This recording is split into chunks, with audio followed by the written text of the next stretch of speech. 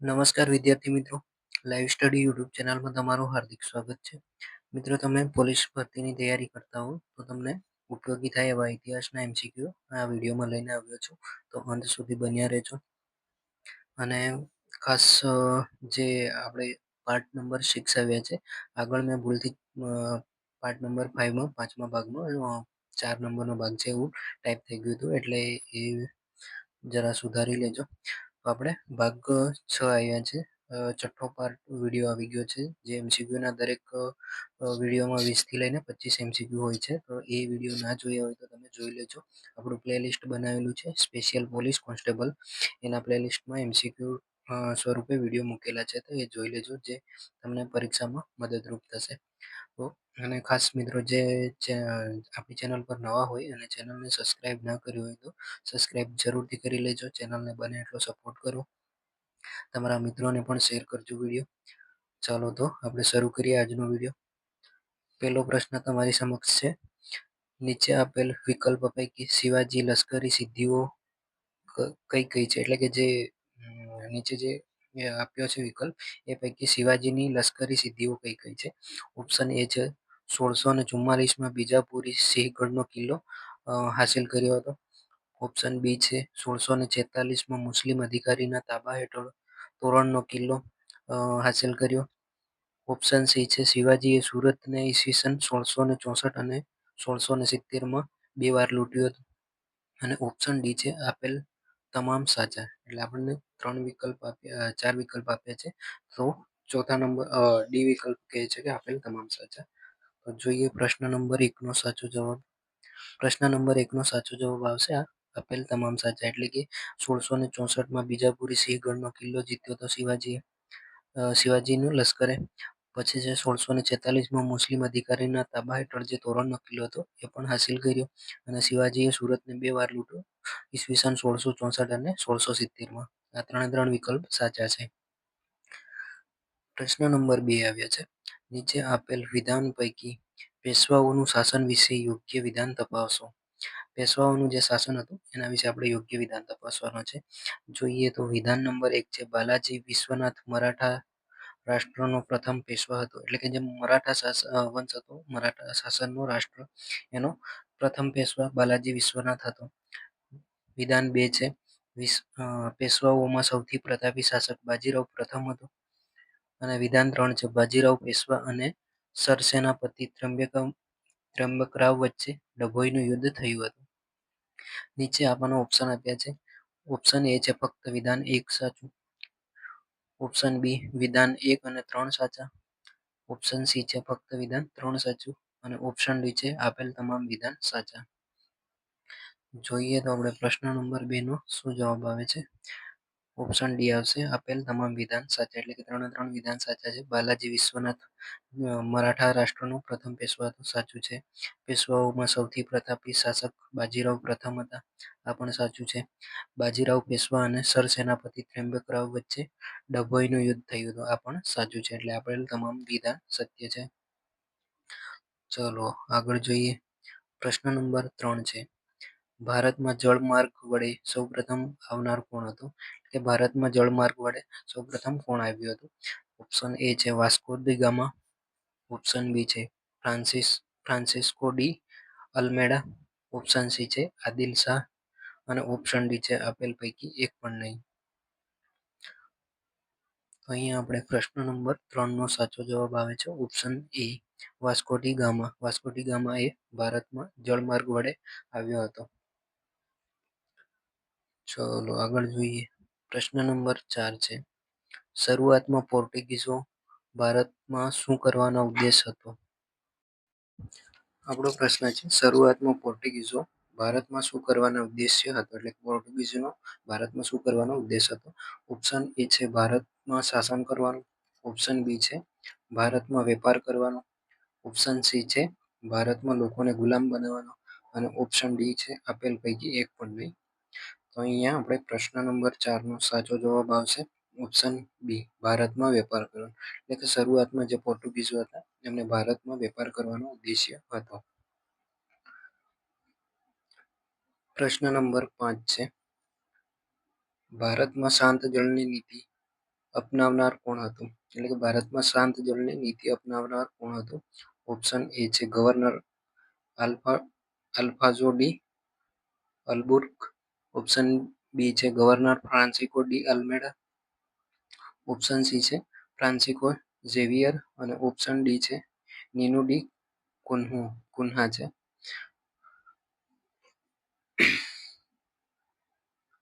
પ્રશ્ન નંબર 5 નો સાચો જવાબ આવશે option B governor Francisco de Almeida. અહીંયા ટાઈપિંગમાં ભૂલ છે, અલ્મેડા આવશે. બરાબર. ચાલો આગળ જોઈએ. પ્રશ્ન નંબર 6 છે ભારતમાં પોર્ટુગીઝ સત્તાનો વાસ્તવિક સ્થાપક કોણ હતો? ભારતમાં જે પોર્ટુગીઝોની સત્તા નકાઈ હતી તો તેનો વાસ્તવિક સ્થાપક કોણ હતો? ઓપ્શન એ છે ગવર્નર આલ્ફાઝો ડી અલ્બુર્ક. ઓપ્શન બી છે governor Francisco de Almeida. Option C છે ફ્રાન્સિસ્કો ઝેવિયર અને ઓપ્શન ડી છે નીનુ ડી કુન્હા. ભારતમાં પોર્ટુગીઝોનો વાસ્તવિક સ્થાપક કોણ છે? પોર્ટુગીઝ સત્તાનો વાસ્તવિક સ્થાપક કોણ છે? તો પ્રશ્ન નંબર 6 નો સાચો જવાબ આવશે option A. Option A governor આલ્ફાઝો ડી અલ્બુર્ક. ચલો આગળ જોઈએ. પ્રશ્ન નંબર 7 છે ભારતમાં હોલેન્ડ ઈસ્ટ ઇન્ડિયા કંપનીની સ્થાપના ક્યારે થઈ?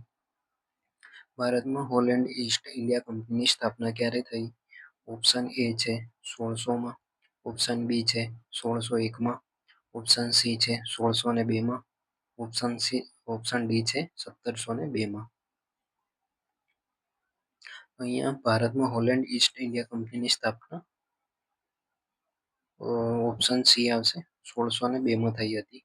એટલે આપણો સાચો જવાબ પ્રશ્ન નંબર 7 નો આવશે ઓપ્શન સી 1602. ચાલો આગળ જોઈએ. પ્રશ્ન નંબર 8 છે અંગ્રેજોએ 1759માં બેદરા એટલે કે પશ્ચિમ બંગાળના યુદ્ધમાં કોણે હરાવ્યા હતા? ઓપ્શન એ છે પોર્ટુગીઝ. ઓપ્શન બી છે ફ્રેન્ચ. ઓપ્શન સી છે ડચ અને ઓપ્શન ડી છે ડેનિશ. અહીંયા 7 થઈ ગયો છે, ડી છે ઓપ્શન ડી. બરાબર.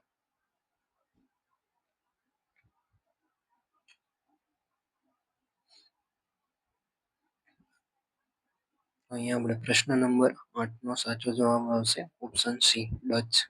ડચ લોકોને અંગ્રેજોએ 1759માં પશ્ચિમ બંગાળના યુદ્ધમાં હરાવ્યા હતા. પશ્ચિમ બંગાળનું યુદ્ધ જેને બેદરાના યુદ્ધ તરીકે પણ ઓળખાય છે. પ્રશ્ન નંબર 9 છે બ્રિટનની મહારાણી એલિઝાબેથે કયા એક્ટ દ્વારા ઈસ્ટ ઇન્ડિયા કંપનીને ભારત સાથે વેપાર કરવાનો એકાધિકાર આપ્યો હતો? એટલે કે જે બ્રિટનની મહારાણી એલિઝાબેથ હતી તેમણે કયા એક્ટ દ્વારા ઈસ્ટ ઇન્ડિયા કંપનીને ભારત સાથે વેપાર કરવાનો અધિકાર આપ્યો હતો? ઓપ્શન એ છે royal charter act. Option B છે રોલેક્ટ એક્ટ. ઓપ્શન સી છે મોન્ટેગ્યુ ચેમ્સફર્ડ અને ઓપ્શન ડી છે આપેલ પૈકી એક પણ નહીં. તો અહીંયા આપણે પ્રશ્ન નંબર 9 નો સાચો જવાબ આવશે ઓપ્શન એ. ઓપ્શન એ સાચો જવાબ આવે છે રોયલ ચાર્ટર એક્ટ. આ એક્ટ દ્વારા જે બ્રિટનની મહારાણી છે એલિઝાબેથે એ મહારાણીએ રોયલ ચાર્ટર એક્ટ દ્વારા ઈસ્ટ ઇન્ડિયા કંપનીને ભારત સાથે વેપાર કરવાનો એકાધિકાર આપ્યો હતો. ચલો આગળ જોઈએ. પ્રશ્ન નંબર 10 છે ઇંગ્લેન્ડનો કેપ્ટન હોકિન્સ હેક્ટર નામનું પ્રશ્ન નંબર 10 ઇંગ્લેન્ડનો કેપ્ટન હોકિન્સ હેક્ટર નામનું જહાજ લઈને કયા શહેરમાં આવ્યો હતો? જે ઇંગ્લેન્ડનો કેપ્ટન હોકિન્સ છે એ હેક્ટર નામનું જહાજ લઈને કયા શહેરમાં આવ્યો હતો? ઓપ્શન એ છે Mumbai. Option B Goa. Option C Surat અને ઓપ્શન ડી મદ્રાસ. પ્રશ્ન નંબર 10 નો સાચો જવાબ આવે છે ઓપ્શન સી સુરત ખાતે આવ્યો હતો. જે કેપ્ટન હોકિન્સ છે એ હેક્ટર નામનું જહાજ લઈને સુરત ખાતે સૌ પ્રથમવાર આવ્યો હતો. બરાબર.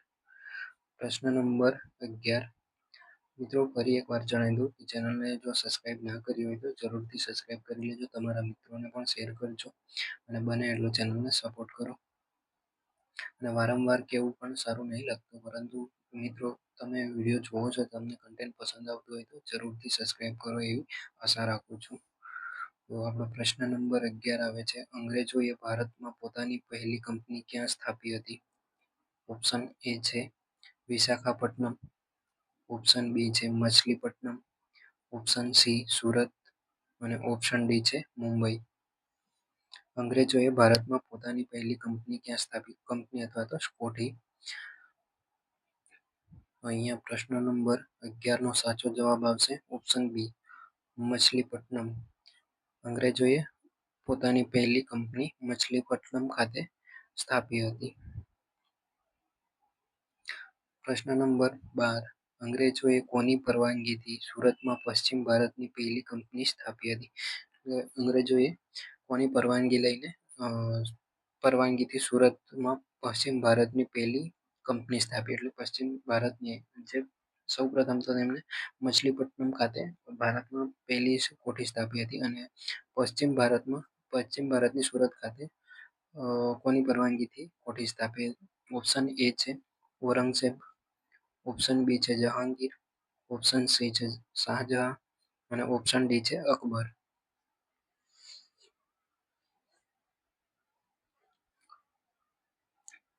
અહીંયા આપણે પ્રશ્ન નંબર 12 નો સાચો જવાબ આવશે ઓપ્શન બી જહાંગીર. જહાંગીરની પરવાનગી લઈને અંગ્રેજોએ સુરતમાં પશ્ચિમ ભારતની પહેલી કંપની સ્થાપી હતી. પ્રશ્ન નંબર 13, ફ્રાન્સિસ કેરોએ ઈસવીસન 1668 તેમની પ્રથમ વેપારી કોઠી કયા સ્થળે સ્થાપી હતી? હવે ફ્રાન્સિસ કેરોની વાત છે તો option A Cochin, option B Masulipatnam, option C Surat અને ઓપ્શન ડી તાંજોર.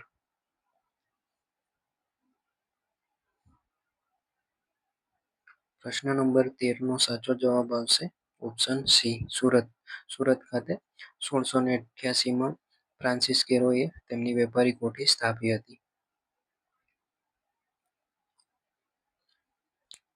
પ્રશ્ન નંબર 14, નીચે આપેલ વિકલ્પો પૈકી એંગ્લો અને ફ્રેન્ચ વચ્ચે થયેલ યુદ્ધ વિશે કેટલા વિધાન સાચા છે? એંગ્લો અને ફ્રેન્ચો વચ્ચે જે યુદ્ધ થયું તેના વિશે કેટલા વિધાન સાચા છે? ઓપ્શન એ છે પ્રથમ યુદ્ધ 1746 થી 1748 દરમિયાન થયું હતું. એમાં એલાસ આપેલ સંધિ થઈ હતી અને ફ્રેન્ચોની જીત થઈ હતી.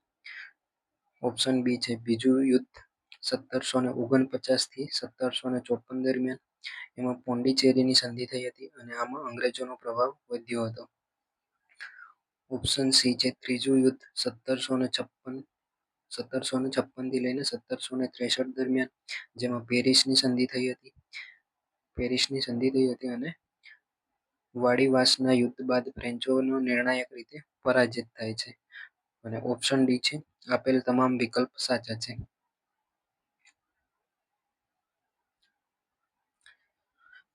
તો પ્રશ્ન નંબર 14 નો સાચો જવાબ આવશે ઓપ્શન ડી આપેલ તમામ વિધાન સાચા છે, એટલે કે તમામ વિકલ્પ સાચા છે. કે પ્રથમ યુદ્ધ ઇંગ્લો અને ફ્રેન્ચો વચ્ચે પ્રથમ યુદ્ધ 1746 થી 1748 દરમિયાન થયો હતો અને તેમાં એલાસ આપેલ સંધિ થઈ હતી, ફ્રેન્ચોની જીત થઈ હતી.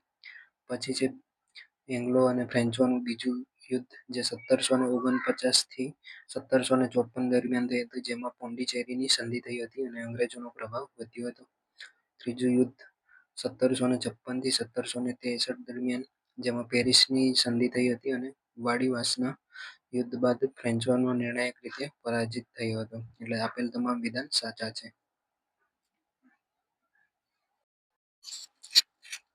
પ્રશ્ન નંબર 15 છે, નીચે આપેલ જોડકાઓને યોગ્ય રીતે જોડમાં જોડો. યુરોપિયનોની ભારતમાં પહેલી કોઠી, એટલે કે યુરોપિયન પ્રજા આવી હતી જેમની ભારતમાં પહેલી કોઠી સ્થાપી હતી, તેના વિશે આપણે યોગ્ય રીતે જોડકા જોડવાના છે. એ બાજુ આપ્યું છે એ પોર્ટુગીઝ, બી ડચ, સી અંગ્રેજ, ડી ડેનિશ, ઈ ફ્રેન્ચ. સામેની બાજુ બી વિભાગમાં આપ્યું છે 1 નંબર પર સુરત 668માં, 2 નંબર પર ત્રાવણકોર તાંજોર 1620માં, 3 નંબર પર મુસ્લિમપટ્ટનમ આંધ્રપ્રદેશ 1611માં, 4 નંબર પર મુસ્લિમપટ્ટનમ આંધ્રપ્રદેશ 1605માં. 5 નંબર પર છે પહેલી કોઠી કોચીન કેરળ 1503માં. તો આના વિશે આપણે યોગ્ય રીતે જોડકા જોડવાના છે કે યુરોપિયન પ્રજાની ભારતમાં પહેલી કોઠી કઈ કઈ જગ્યાએ સ્થાપાઈ હતી, પોર્ટુગીઝોની કઈ જગ્યાએ, ડચની કઈ જગ્યાએ, અંગ્રેજોની કઈ જગ્યાએ, ડેનિશની અને ફ્રેન્ચની આ તમામની કઈ જગ્યાએ ભારતમાં પહેલી કોઠી સ્થાપી હતી.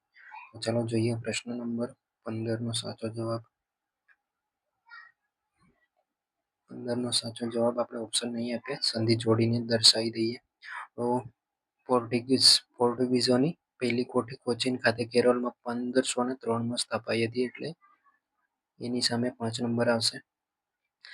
ડચ લોકોની બીની સામે 4 એટલે મુસ્લીપટ્ટનમ આંધ્રપ્રદેશમાં 1605માં સ્થાપાઈ. એટલે મુસ્લીપટ્ટનમ ખાતે બે છે, 1611માં અને 1605માં. 3 નંબર અંગ્રેજોની પણ મુસ્લીપટ્ટનમ ખાતે આંધ્રપ્રદેશમાં 1611માં સ્થાપાઈ હતી. પછી છે ડેનિશ લોકોની ડીની સામે આવશે 2 નંબર. તો ત્રાવણકોર તાંજોર જિલ્લો 1620માં તેમની ડેનિશ લોકોની કોઠી સ્થાપાઈ હતી. ફ્રેન્ચ લોકોની સુરતમાં 1668માં. બરાબર, તો આ રીતે આપણે જોડકા થશે. એકની સામે પોર્ટુગીઝોની પહેલી કોઠી કોચીન ખાતે કેરળમાં 1503માં. ડચ લોકોની મુસ્લિમપટ્ટનમ આંધ્રપ્રદેશ 1605માં. અંગ્રેજોની મુસ્લિમપટ્ટનમ આંધ્રપ્રદેશ 1611માં. ડેનિશની ત્રાવણકોર તાંજોર 1620માં. ફ્રેન્ચની સુરત 1668માં. તો આ આપણે જોડકા થયા. ચાલો હવે આગળ જોઈએ. પ્રશ્ન નંબર 16 છે સ્વતંત્ર બંગાળની સ્થાપના કોણે કરી હતી? ઓપ્શન એ છે મુર્શિદ કુલી ખાન, ઓપ્શન બી છે સુજાઉદ્દીન, ઓપ્શન સી છે સરફરાજ ખાન અને ઓપ્શન ડી છે અલીવર્દી ખાન. સ્વતંત્ર બંગાળની સ્થાપના કોણે કરી હતી? મુર્શિદ કુલી ખાન અથવા ઓપ્શન બી છે સુજાઉદ્દીન, ઓપ્શન સી છે સરફરાજ ખાન અને ઓપ્શન ડી છે અલીવર્દી ખાન. અહીંયા પ્રશ્ન નંબર 16નો સાચો જવાબ આવે છે ઓપ્શન એ મુર્શિદ કુલી ખાન, જેને સ્વતંત્ર બંગાળની સ્થાપના કરી હતી. પછી આવે છે આપણે પ્રશ્ન નંબર 17. નીચે આપેલ વિકલ્પ પૈકી સાચો વિકલ્પ પસંદ કરો. ઓપ્શન એ છે અંગ્રેજો અને સિરાજ ઉદ-દૌલા વચ્ચે પ્લાસીનું યુદ્ધ થયું. ઓપ્શન બી છે 23 જૂન 1757ના રોજ પ્લાસીનું યુદ્ધ થયું. ઓપ્શન સી છે પ્લાસીના યુદ્ધ બાદ અલીનગરની સંધિ થઈ. અને ઓપ્શન ડી છે આપેલ તમામ વિકલ્પ સાચા.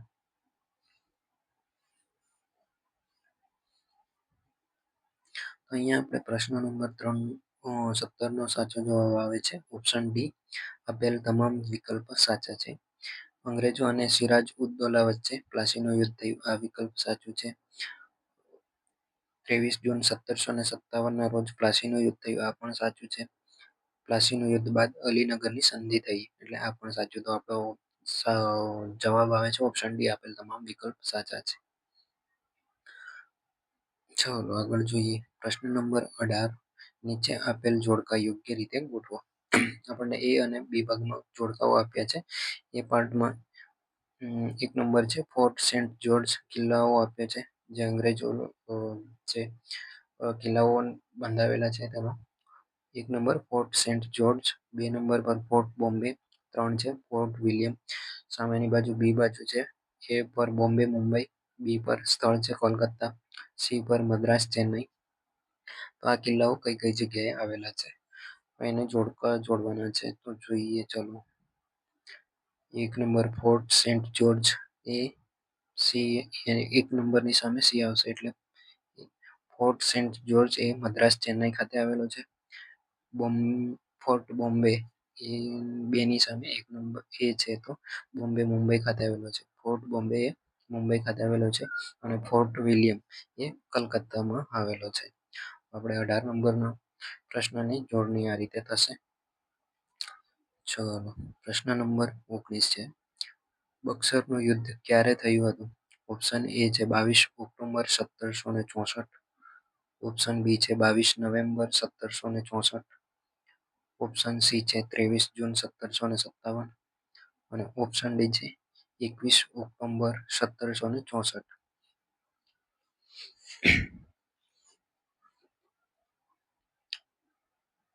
અહીંયા પ્રશ્ન નંબર 19નો સાચો જવાબ આવશે ઓપ્શન એ.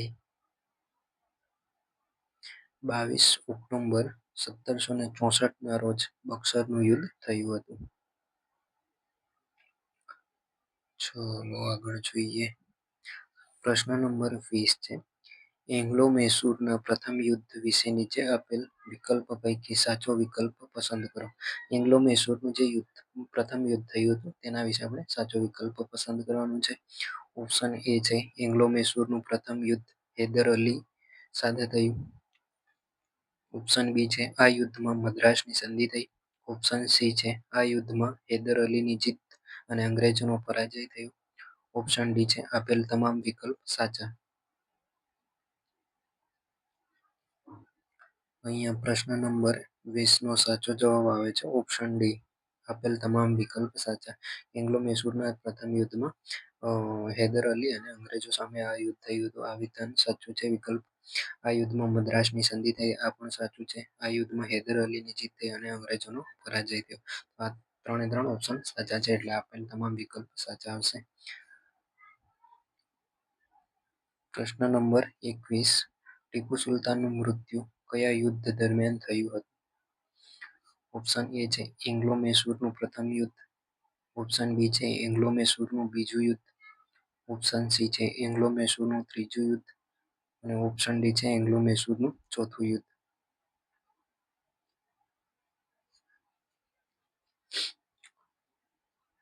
તો અહીંયા પ્રશ્ન નંબર 21નો સાચો જવાબ આવશે ઓપ્શન ડી એંગ્લો મૈસૂરનું ચોથું યુદ્ધ.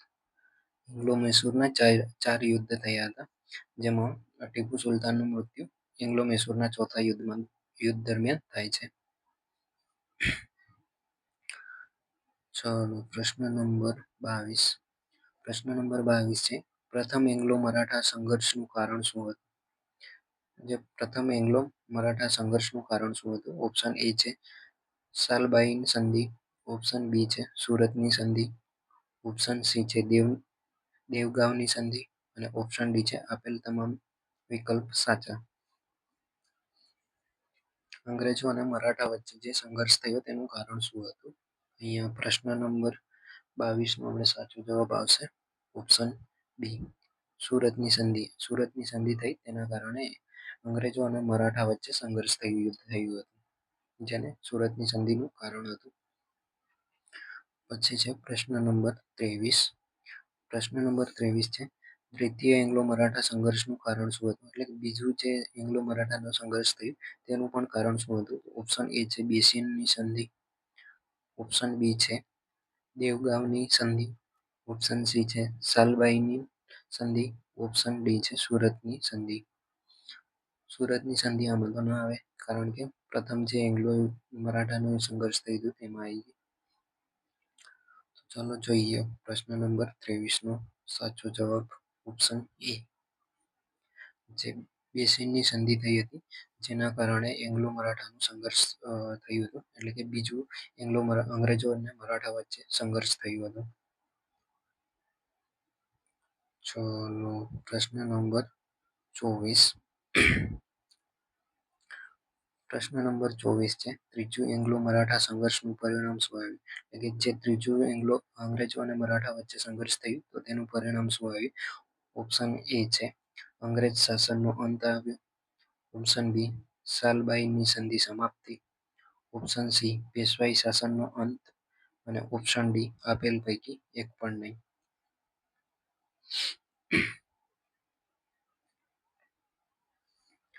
તો અહીંયા આપણે પ્રશ્ન નંબર 24નો સાચો જવાબ આવશે ઓપ્શન સી. ઓપ્શન સી આવશે કે જે પેશવાઈ શાસન હતો તેનો અંત આવે છે ત્રીજું એંગ્લો મરાઠા સંઘર્ષમાં. એટલે કે અંગ્રેજો અને મરાઠાનો ત્રીજું સંઘર્ષ થાય છે જેનું પરિણામ આવે છે પેશવાઈ શાસનનો અંત. ચલો પ્રશ્ન નંબર 25. પ્રશ્ન નંબર 25 છે બંગાળનો પ્રથમ ગવર્નર જનરલ નીચે આપેલ પૈકી કોણ હતો? બંગાળનો પ્રથમ ગવર્નર જનરલ કોણ હતો? ઓપ્શન એ છે રોબર્ટ ક્લાઇવ, ઓપ્શન બી છે વેલેસ્લી, ઓપ્શન સી છે હેસ્ટિંગ્સ અને ઓપ્શન ડી છે વોરન હેસ્ટિંગ. પ્રશ્ન નંબર 25 બંગાળનો પ્રથમ ગવર્નર જનરલ કોણ હતો? રોબર્ટ ક્લાઇવ, વેલેસ્લી, હેસ્ટિંગ કે પછી વોરન હેસ્ટિંગ?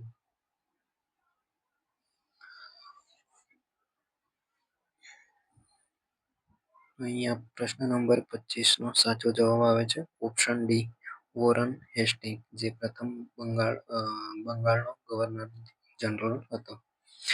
બરાબર, તો આપણે અહીંયા સુધી 25 સુધી પ્રશ્નો રાખીએ છીએ. અને ખાસ તમને જણાવી દઉં કે જે મિત્રોએ હજી સુધી ચેનલને સબસ્ક્રાઇબ ના કરી હોય તો જરૂરથી સબસ્ક્રાઇબ કરી લેજો. તમારા મિત્રોને પણ શેર કરજો અને આપણું જે પ્લેલિસ્ટ છે સ્પેશિયલ પોલીસ કોન્સ્ટેબલની, એમાં જે પોલીસની ભરતીમાં તમને ઉપયોગી થાય એવા વિડીયો MCQ સ્વરૂપે આવતા રહેશે, તો જોવાનું જરૂરથી રાખજો. ચાલો તો મળીએ છીએ નેક્સ્ટ વિડીયોમાં. જય હિન્દ, જય ભારત.